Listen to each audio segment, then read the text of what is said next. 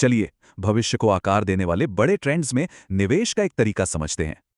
Thematic funds का काम ही यही है, तो चलिए इसे करीब से देखते हैं।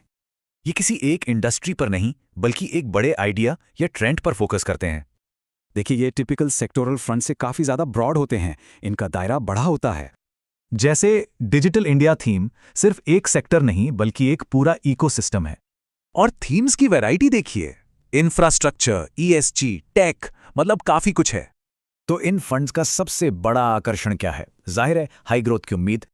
एक टॉप फंड ने मिसाल के तौर पर 37% का 3 ईयर CAGR दिया। जबरदस्त है ना?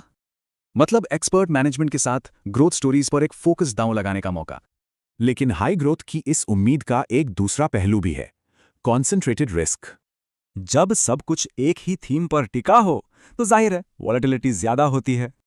तो ये उन इन्वेस्टर्स के लिए हैं जो ज्यादा रिस्क लेकर लंबे समय तक बने रह सकते हैं। तो अगर कोई इनमें इन्वेस्ट करने की सोच रहा है तो एक स्मार्ट चेकलिस्ट जरूरी है। थीम कितनी मजबूत है, फंड मैनेजर कौन है और खर्चे कितने हैं, ये जानना जरूरी है।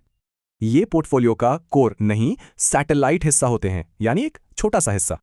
एक्सपर्ट्स कहते हैं कि कुल निवेश का 10 से 15% से ज्यादा इनमें नहीं लगाना चाहिए। तो निचोड़ ये है, high risk high return potential, लंबी अवधि के लिए एक टूल। तो सवाल ये है, अगला बड़ा ट्रेंड क्या होगा जो आने वाले दशक को डिफाइन करेगा?